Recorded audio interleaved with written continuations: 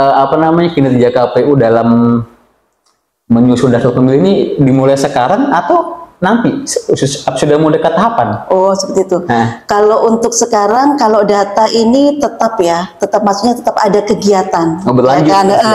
Kalau kemarin di pemilu jelasnya sudah ada tahapan untuk kita data dari DP4 itu kita turunkan ke Pantarli atau apa.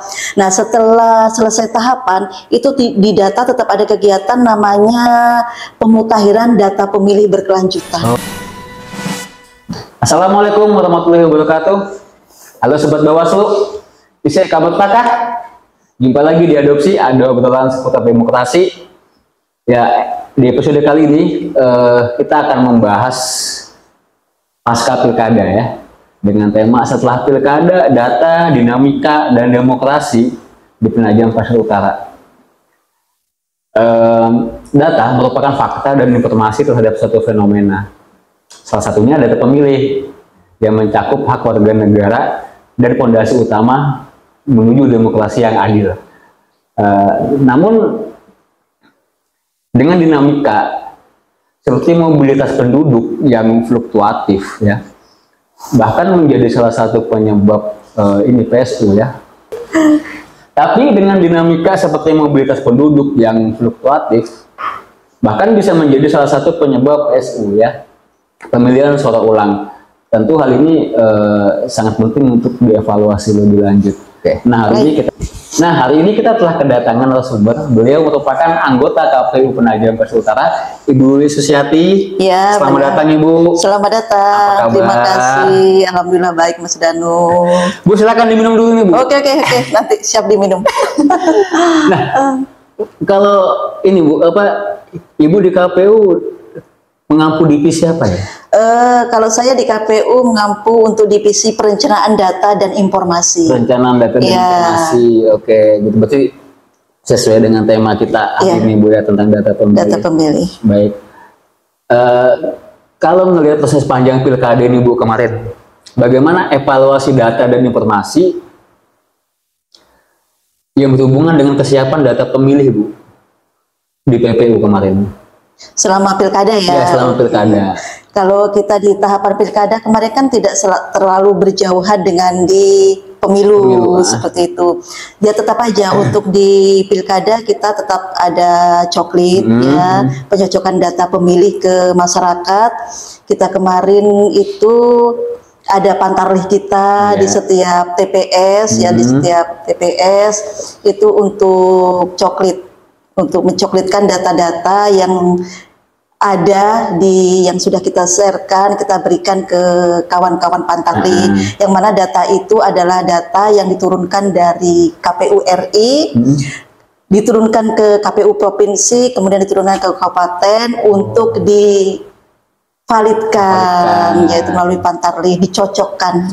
Ya seperti itu. Itu tapi untuk DPT yang di pilkada dengan pemilu itu asal muasalnya beda ya berarti Bu ya? Kan kalau dari yang pemilu kan dari Mendagri bukan? Sama, tetap sama ya, sama.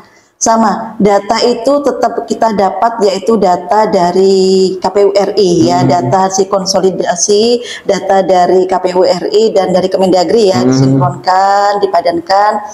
Setelah itu hasilnya nanti, setelah finalisasinya itu hasilnya diturunkan ke KPU provinsi dan KPU kabupaten untuk dianukan ke pantarlih. Tetap sama. Cuman bedanya kemarin kita kan beda. Datanya beda, pasti ada kenaikan lah karena kan ada jeda berapa bulan. Ada kenaikan dari data pemilu ke data pilkada seperti itu. Oke. Berapa kemarin jumlah DPT-nya Bu? Untuk DPT di pilkada ya, untuk DPT di pilkada itu kita kemarin yang kita tetapkan itu 137 945. Iya, 137 ya. Ada kenaikan dibanding pemilu? Ada kenaikan. Iya. Ada kenaikan. Ya, memang sudah sudah banyak orang berpindah ke sini kan, tentunya gitu. Ada lagi yang baru mendapatkan haknya ke pemilih pemula kan gitu. Nah, kayak tadi saya bahas di awal, dengan mobilitas penduduk yang fluktuatif, maksudnya apa ya, datang pergi kan seperti gitu. itu, keluar masuk keluar gitu. masuk. Tantangan KPU ke depan ini gimana sih Bu, supaya memastikan bahwasanya ini loh data pemilihnya tetap valid nih gitu. Oh gitu ya. Kita untuk itu ya, kita tetap dengan cara kita tetap berkoordinasi yang baik dengan Capil, dengan instansi-instansi lain seperti TNI, Polri, seperti itu ya. Kita koordinasi kita juga ke desa dan kecamatan seperti itu. Jadi untuk kita juga, walaupun data pasti nanti ada perbedaan ya, tapi kita tetap ada koordinasi, ada penambahan berapa, yang keluar berapa, meninggal seperti itu. Mungkin kan dari data kemarin pasti ya, setiap hari pastikan ada perubahan data. Ada perubahan. Ya pastinya. Nah, di masa menjelang tahapan ini ya kan masih jauh ya tahapan pemilu. Iya, masih jauh 2022. Nah, ini kinerja KPU dalam menyusun daftar pemilih ini dimulai sekarang atau nanti sudah mau dekat tahapan? Oh seperti itu. Kalau untuk sekarang, kalau data ini tetap maksudnya tetap ada kegiatan. Berlanjut. Ya kan? Kalau kemarin di pemilu jelasnya sudah ada tahapan untuk kita data dari DP4 itu kita turunkan ke Pantarli atau apa. Nah setelah selesai tahapan itu di data tetap ada kegiatan namanya pemutakhiran data pemilih berkelanjutan. Bahasa keren PDPB seperti itu ya, PDPB itu.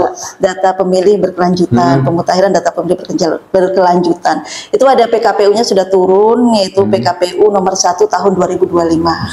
Iya, itu jadi kita tetap ada kegiatan. Berarti memutakhirkan data. Gitu. Jadi nanti data ini juga kalaupun seandainya berubah tidak banyak karena sudah ada ini kan. Kinerja sebelumnya. Jadi setiap bulan ada kegiatan gitu, tetap ada kegiatan untuk datanya. Itu melibatkan Discapil juga atau? Iya, kami tetap koordinasi ke instansi lain tetap kita berkoordinasi. Biasa. Ini Bu, dalam menyusun data pemilih kan gitu, KPU menyusun data pemilih ini apakah juga melibatkan peran serta masyarakat gitu? Kalaupun seandainya melibatkan, mekanisme apa yang dipakai?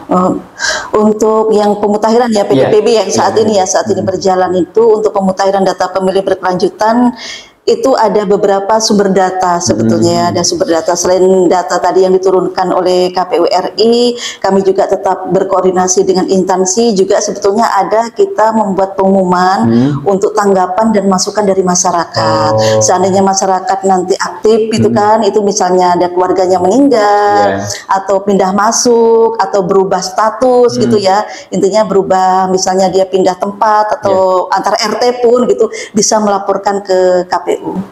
By online atau? By online. Bisa deh. Iya, lewat WA bisa. Luar biasa. Nanti kan dengan dia menyertakan dengan elemen datanya, bukti-bukti kan kita sekarang PDPB tetap kita memakai dengan de jure, dengan KTP, KK atau IKD-nya itu yang jadi patokan. Luar biasa. Iya seperti itu. Jadi tetap ada sih masyarakat, nanti kan RT-nya yang melaporkan kepada warganya dengan ini dokumennya seperti ini. Itu bisa, atau lebih aktifnya ya secara pribadi ya. Secara pribadi kan melaporkan. Bisa menghubungi hotline WhatsApp tadi. WhatsApp gitu kan, atau websitenya KPU itu kan bisa melaporkan. Misalnya kemarin dia belum 17 tahun, ternyata tiba-tiba sekarang 17 tahun. Nah bisa, saya nanti memilih kan, nah melaporkan dulu lebih aktif ya, seperti bisa. Boleh. Itu lebih bagus, senang kami kalau ada tanggapan dan masukan dari masyarakat itu, aktif dari masyarakat itu. Nah Sobat Bawaslu ini informasi tambahan, jadi seandainya ada keluarga atau tetangga yang mau mendapatkan hak pilih atau bahkan hak pilihnya hilang tadi itu bisa menghubungi hotline WhatsApp KPU atau mungkin bisa lihat websitenya ini KPU Penajam Pasir Utara kan juga ada, bisa. Atau IG kan begitu, atau dia belum terdaftar kan, belum terdaftar baru pindah biasanya bisa. Kan belum ada di DPT itu, belum ada di DPT kan, masih DPT asal, nah itu bisa mendaftarkan. Nah ini lagi Bu, kan publik ini semacam kebingungan, maksudnya gini, apa yang dimaksud dengan DPT, DPTB, DPK? Nah ini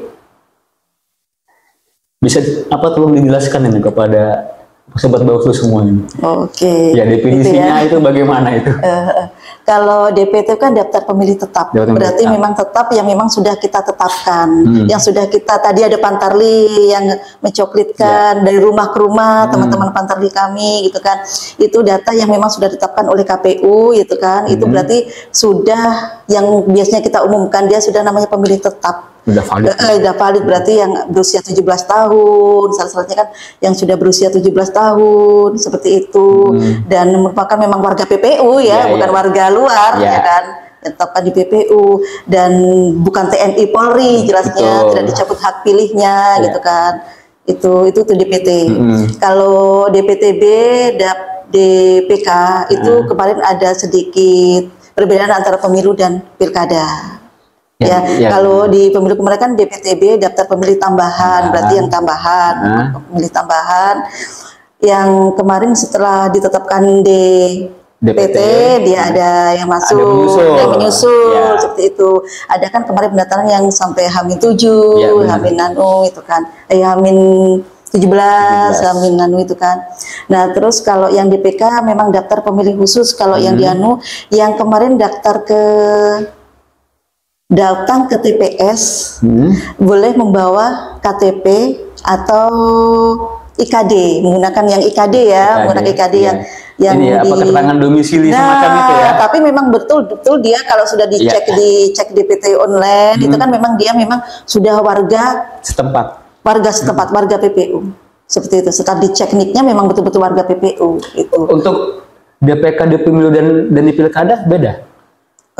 Kalau di pilkada sama sebetulnya ya, tapi maksudnya kalau di PTB itu tambahan yang memang tambahan yang datanya di TPS itu.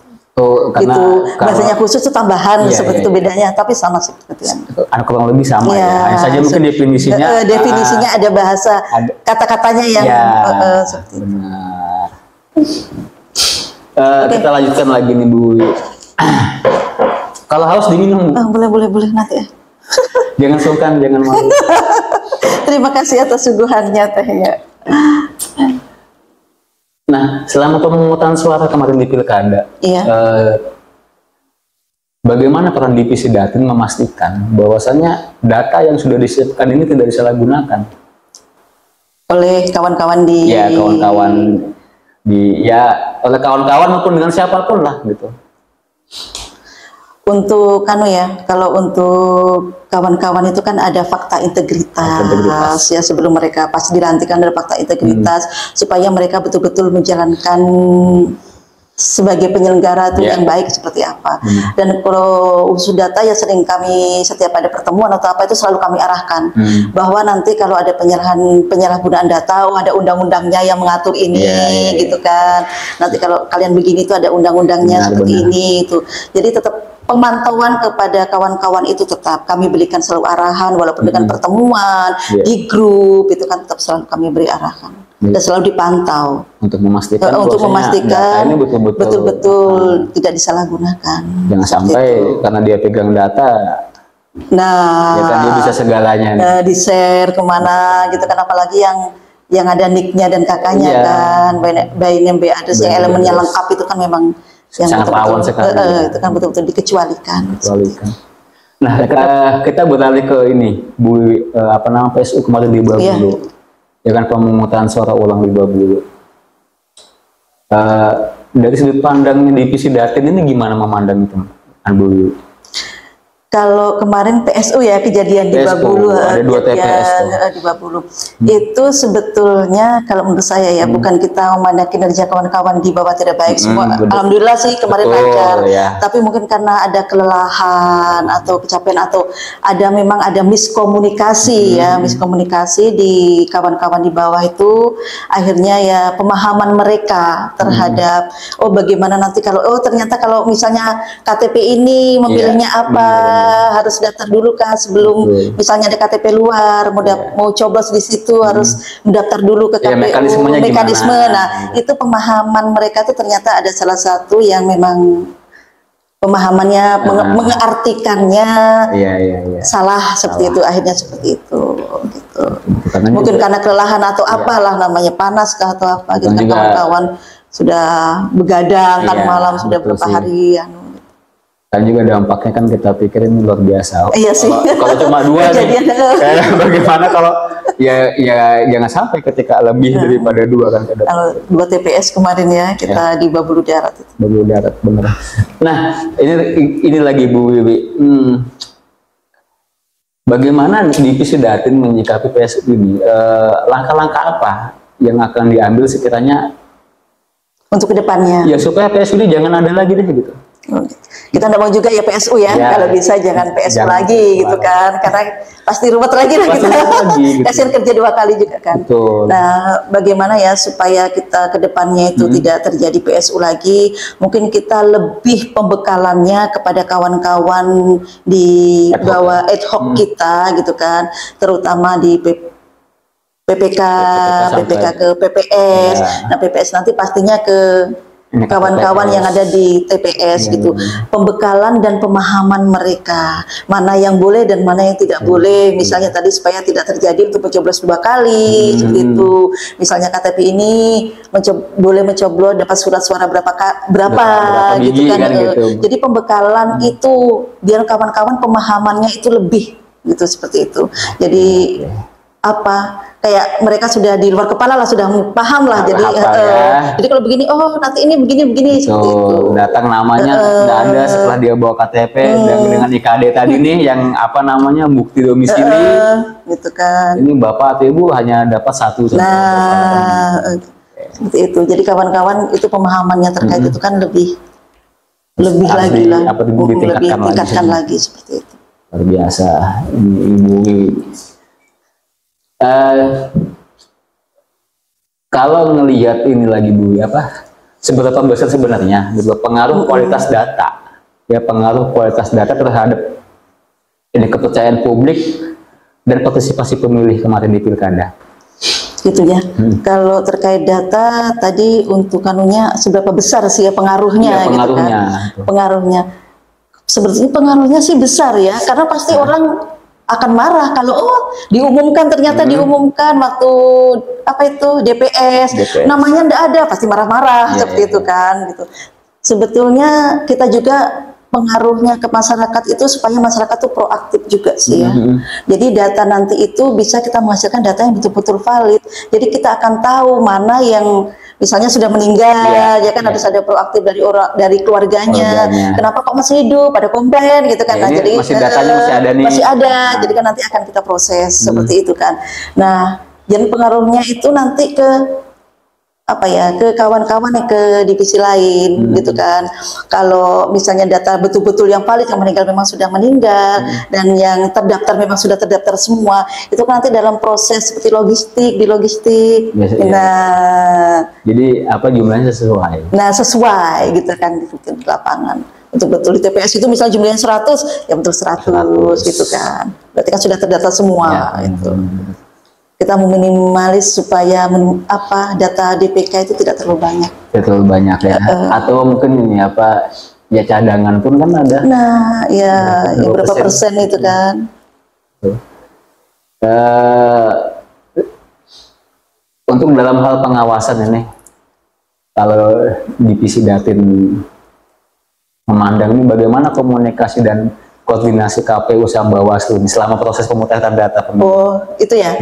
Kalau untuk alhamdulillah ya, untuk alhamdulillah kawan-kawan Bawaslu yang di lapangan seperti PKD, itu kan PKD, terus Pawacam, itu komunikasinya di setiap kecamatan itu baik. Jadi kalau ada apa nanti biasanya dari Pawacam, ini belum didata, nah seperti itu.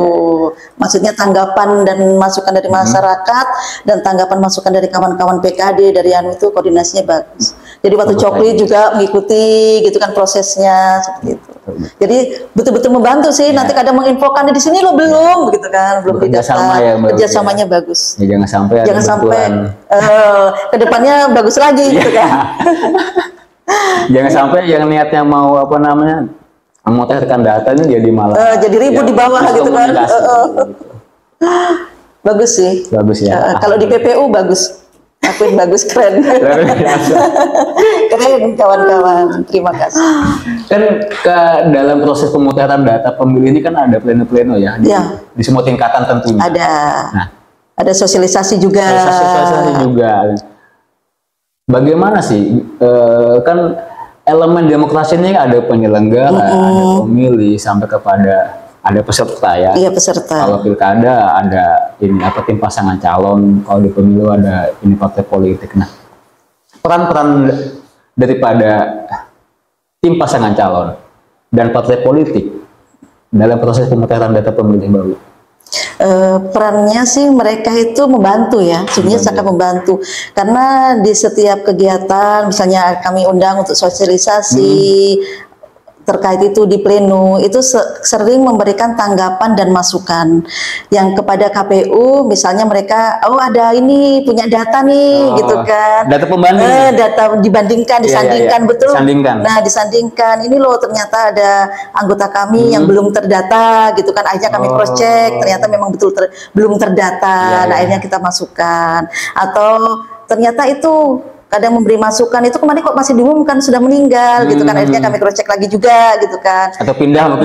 Pindah seperti itu, mereka memberikan situ, memberikan tanggapan informasi juga kepada kami terkait data. Itu sih. Nah, Sobat Bawaslu, ternyata menuju data yang valid ini juga butuh ini ya, partisipasi dari teman-teman juga gitu kan. Dari pengawas juga, dari peserta juga, dari masyarakat juga, gitu. Bahkan bisa lebih proaktif, tadi sudah dijelaskan oleh Bu Wi, bisa melalui website KPU atau Instagram atau bahkan WA boleh atau mungkin jika ada kesempatan datang langsung ke KPU juga boleh datang langsung ke kantor KPU. Nah, begitu. Oke, Bu Wi, kita lanjut lagi. Dari pengalaman Pilkada 2024 ini, apa langkah prioritas ya, langkah utama divisi Datin untuk menyempurnakan data pemilih ini agar dalam menghadapi pemilu yang selanjutnya nanti kita bakal lebih siap nih? Oh gitu ya. Kalau yang dilakukan di KPU PPU terutama untuk divisi data ya, di perencanaan data informasi, intinya kami tetap melakukan koordinasi. Ya, koordinasi itu tidak terputus dengan instansi lain seperti Capil gitu kan. Nanti dengan TNI Polri terkait yang mungkin sudah purna atau dia terdaftar lagi menjadi atau dia terdata ya baru menjadi TNI Polri gitu kan. Itu nanti akan kami koordinasikan kan. Jadi koordinasi itu penting juga, mungkin ke Bawaslu pasti tetap ya koordinasi kita seperti itu. Apalagi kan sekarang ini kita sudah masuk di pemutahiran data pemilih berkelanjutan seperti itu. Jadi koordinasi itu penting gitu kan. Ya. Nah, untuk tadi apa namanya ya pemutahiran data pemilih. Ya PDPB tadi ya. PDPB. Nah, ini sudah sampai di mana nih? Progresnya kalau ya. Untuk PDPB kita sudah melaksanakan pleno kemarin tanggal 10 kita sudah melaksanakan pleno untuk triwulan 1 ya untuk PDPB dan nanti rencananya di Juli kita akan melaksanakan PDPB untuk triwulan kedua. Luar biasa. Ya, memutakhirkan data yang meninggal ya kan, yang keluar, yang pindah keluar, pindah masuk seperti itu. Yang akhirnya sekarang sudah genap 17 tahun gitu kan. Itu yang kita mutakhirkan nanti. Nah, menyambung tadi ini Bu Wi, apakah mungkin nggak sih nanti data yang dipakai itu hanya data yang hasil dari PDPB tadi, bukan sistem yang seperti yang lalu tuh yang KPU RI ada data dicoklit ulang. Oh, untuk itu ya, untuk tetap terpakai data yang kita mutakhirkan ini nanti kan yang akan dijadikan patokan oleh KPU RI, nanti yang akan diproses di KPU RI ya kan, data-data yang dari kami yang dari kabupaten ke provinsi naik ke akhirnya diplenokan juga kan, yang nanti untuk PDPB ini kan di kabupaten kita per triwulan. Kalau untuk di KPU provinsi kita per 6 bulan per semester, begitu juga di KPU RI per semester. Nah, data itu nanti yang menjadi patokan oleh KPU RI yang akan dikonsolidasikan dengan Kemendagri yang nanti akhirnya diproses yang nanti akhirnya menjadi DP4 untuk pemilu yang berikutnya. Berarti Tetap sama. Tetap sama ya. Tetap hasilnya itu nanti tetap kita bawa lagi juga ke bawah, Iya. yang kita coplitkan. Faktualkan sih sebenarnya. Faktualkan. Nah, apakah memang betul? Cocokkan Iya, benar daftar sih. pemilihnya. Oke. Nah, Tetap sama prosesnya. tetap sama prosesnya ya. Ya semoga data selalu valid. Iya, amin. Selalu Mudah-mudahan sesuai ya. fakta gitu. Karena data ini salah satu elemen penting juga Penting. dalam demokrasi dulu. Oke, sobat Bawaslu, itu dia obrolan kita bersama Ibu Wiwi Susiati, anggota KPU Kabupaten Penajam Pasir Utara, Divisi Data dan Informasi ya Bu ya. Divisi Perencanaan Data dan Informasi. Oh, baik. Ada perencanaan ya. Ada perencanaan. Ada perencanaannya. Ya, semoga Sobat Bawaslu dapat gambaran lebih utuh ya tentang pentingnya data dalam sebuah proses demokrasi tentunya. Dan bagaimana kita sebagai masyarakat, sebagai Kepilih. iya, publik juga dapat ikut mengawal nih gitu ya prosesnya. Ya. Kan gitu. Karena pada akhirnya data yang akurat itu bukan hanya soal teknis, Bu ya, tapi juga soal keadilan misalnya. Ya. Nah, dan ingat, demokrasi yang sehat bukan cuma urusan KPU dan Bawaslu, gitu kan? Bukan hanya urusan Ya, penyelenggara tapi tentunya semua ya. ada pesan. Sobat Bawaslu juga ya juga punya tanggung jawab untuk mewujudkan demokrasi yang berkualitas. Nah, sampai jumpa di episode selanjutnya di podcast Adopsi. Saya ucapkan terima kasih Bu Wi sudah hadir di sini. Sama-sama. Ya, sudah kita ngobrol tadi. Ya. Boleh sedikit mengumumkan pada kawan-kawan. Silakan. Ya, kawan-kawan. Sedikit menyampaikan di podcast ini ya, bagi kawan-kawan yang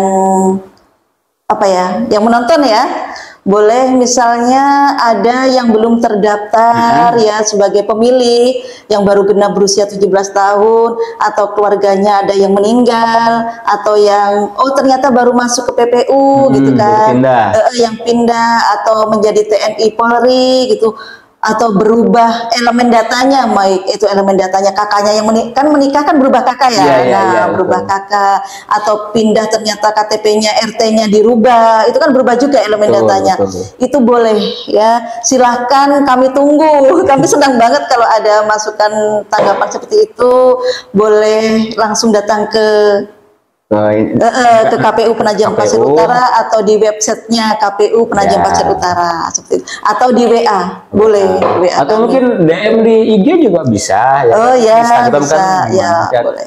Bakal dijelaskan mekanismenya lebih lanjut seperti itu. Nanti prosesnya apa aja, data-data dianu boleh nanti silahkan. Baik ya, saya akhiri. Wassalamualaikum warahmatullahi wabarakatuh. Waalaikumsalam. Bersama rakyat, awasi pemilu, bersama Bawaslu kita tegakkan keadilan pemilu. Salam awas. Salam awas.